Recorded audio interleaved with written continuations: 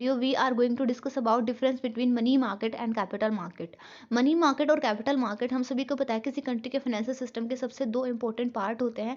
जब हम money market की बात करते हैं मीन्स हम लोग बात कर रहे हैं शॉर्ट टर्म की, मीन्स जहाँ पे जो फंड रेजर्स हैं जिनको फंड की रिक्वायरमेंट है वो भी अपनी शॉर्ट टर्म रिक्वायरमेंट्स मीन्स 1 साल से कम के पीरियड की फंड रिक्वायरमेंट को पूरा कर रहे होते हैं। जो इन्वेस्टर्स होते हैं वो भी 1 साल से कम के पीरियड के लिए इन्वेस्टमेंट कर रहे होते हैं। इंस्ट्रूमेंट भी 1 साल से कम के पीरियड के अंदर मेच्योर हो जाते हैं।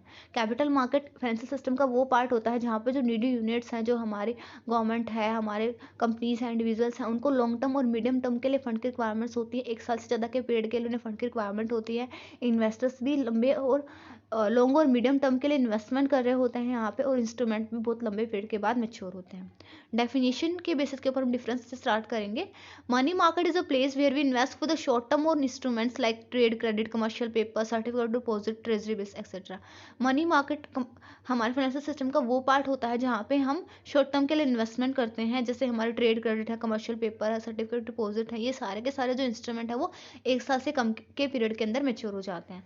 कैपिटल मार्केट क्या है? कैपिटल मार्केट हमारे फाइनेंशियल सिस्टम का वो पार्ट होता है in which we invest for the medium and long term instruments like shares, bonds, जहाँ पे हम मीडियम और लॉन्ग टर्म के लिए इन्वेस्टमेंट कर रहे होते हैं, जहाँ पे जो इंस्ट्रूमेंट है वो 1 साल से ज़्यादा के पीरियड के बाद एक्सपायर होंगे, जैसे हमारे शेयर्स हैं, बॉन्ड्स हैं। नेचर, मनी मार्केट हमारे कैजुअल नेचर के होते हैं, जहाँ पे जो फंड रेजर्स हैं और फंड प्रोवाइडर्स हैं वो दोनों इजीली एंटर कर सकते हैं। मीन्स फंड रेजर भी इजीली फंड को रेज कर सकते हैं और फंड प्रोवाइडर्स मीन जो इन्वेस्टर्स हैं वो भी इजीली इन्वेस्टमेंट कर सकते हैं। यहाँ पे इतनी ज़्यादा लीगल रूल्स, रेगुलेशन और फॉर्मेलिटीज़ नहीं होती है, इतनी ज़्यादा कंडीशंस भी नहीं होती हैं। कैपिटल मार्केट की जब हम बात करते हैं तो कैपिटल मार्केट फॉर्मल और ऑफिशियल होते हैं, बिकॉज यहाँ पे जब जो फंड रेजर्स हैं उनको फंड को रेज करना होता है, मीन्स जैसे किसी भी कंपनी को शेयर्स इशू करने हैं, डिबेंचर्स इशू करने हैं, कोई सिक्योरिटी इशू करनी है जो कि लॉन्ग टर्म के अंदर मेच्योर होगी, तो इसके लिए उसको बहुत सारी कंडीशंस को मीट करना होता है। बहुत सारे रूल्स एंड रेगुलेशंस के बाद ही वो उनको इशू कर सकती है और फंड को रेज कर सकती है। जब इन्वेस्टर्स की बात आती है तो इन्वेस्टर्स भी इजीली इन्वेस्टमेंट नहीं कर सकते, उन्हें भी बहुत सारी कंडीशंस को मीट करने के बाद ही यहाँ पे इन्वेस्टमेंट करनी होती है। तो कैपिटल मार्केट ऑफिशियल होते हैं और फॉर्मल होते हैं, जहाँ पे लीगल रूल एंड रेगुलेशन के अकॉर्डिंग सारा काम होता है। यहाँ पे हम लोग मेनली शेयर्स की बात करते हैं, म्यूचुअल फंड्स की बात करते हैं, बॉन्ड्स की बात करते हैं, बिकॉज ये जो इंस्ट्रूमेंट है ये मेनली लॉन्ग टर्म इंस्ट्रूमेंट्स होते हैं। हम जनरली भी यही बोलते हैं, जब हम स्टॉक मार्केट की बात करते हैं तो हम लोग बोलते हैं स्टॉक मार्केट ही कैपिटल मार्केट है। इंस्ट्रूमेंट इन्वॉल्व, मनी मार्केट के अंदर commercial paper, treasury, certificate deposit, bills, trade credit etcetera ये सब इन्वॉल्व होते हैं, जो कि 1 साल से कम के पीरियड के अंदर मैच्योर हो जाते हैं। मनी मार्केट के अंदर हमारे बॉन्ड्स होते हैं, डिबेंचर्स होते हैं, shares, asset secularisation, retained earnings, euro issues etcetera, जो कि हमारे मीडियम और लॉन्ग टर्म के अंदर एक्सपायर होते हैं। इन्वेस्टर टाइप्स, मनी मार्केट के अंदर कौन इन्वेस्टमेंट करता है? Commercial banks, non financial institutions, central banks, chit funds, ये सब लोग इन्वेस्टमेंट करते हैं। और जब हम कैपिटल मार्केट की बात करते हैं तो कैपिटल मार्केट में stock brokers, insurance companies, commercial banks, under writers, ये सब लोग यहाँ पे इन्वेस्टमेंट करते हैं। मार्केट लिक्विडिटी, मनी मार्केट हमारा हाईली लिक्विड है, बिकॉज क्योंकि यहाँ पे हम लोग 1 साल से कम के पीरियड के लिए इन्वेस्टमेंट कर रहे होते हैं, और जो हमारा कैपिटल मार्केट है वो लेसर लिक्विड है मनी मार्केट के कंपैरिजन में, बिकॉज यहाँ पे हम लोग बहुत ज़्यादा लंबे पीरियड के लिए इन्वेस्टमेंट कर रहे होते हैं। लेकिन लिक्विडिटी हमारी यहाँ पे क्यों होती है? बिकॉज यहाँ पे हम जो इंस्ट्रूमेंट होते हैं, शेयर्स होते हैं, उनकी ट्रेडिंग कर रहे होते हैं, उनकी बाइंग एंड सेलिंग के थ्रू अपना जो मनी है उसको रियलाइज कर सकते हैं। रिस्क इन्वॉल्व, मनी मार्केट के अंदर हमारा कम रिस्क होता है, बिकॉज हम लोग शॉर्ट टर्म के लिए इन्वेस्टमेंट कर रहे हैं, और कैपिटल मार्केट के अंदर हमारा जो रिस्क है वो हाई होता है, बिकॉज यहाँ पे हम लंबे टाइम के लिए इन्वेस्टमेंट कर रहे होते हैं। Maturity of instrument, money market में इंस्ट्रूमेंट्स हमारे 1 साल के अंदर मेच्योर हो जाते हैं, कैपिटल मार्केट इंस्ट्रूमेंट हमारे मोर देन ईयर के पीरियड के बाद और लंबे पीरियड के बाद हमारे मेच्योर होते हैं। पर्पज सर्ड, क्या पर्पज है फंड रेजर्स का, फिर फंड प्रोवाइडर्स का इनमें इन्वेस्टमेंट करने का? जब हम मनी मार्केट की बात करते हैं तो कंपनीज अपनी शॉर्ट टर्म फंड रिक्वायरमेंट्स को पूरा करने के लिए मनी मार्केट के अंदर एंटर करती हैं, और जो इन्वेस्टर्स हैं वो भी अपनी शॉर्ट टर्म इन्वेस्टमेंट के लिए यहाँ पे इन्वेस्टमेंट करते हैं।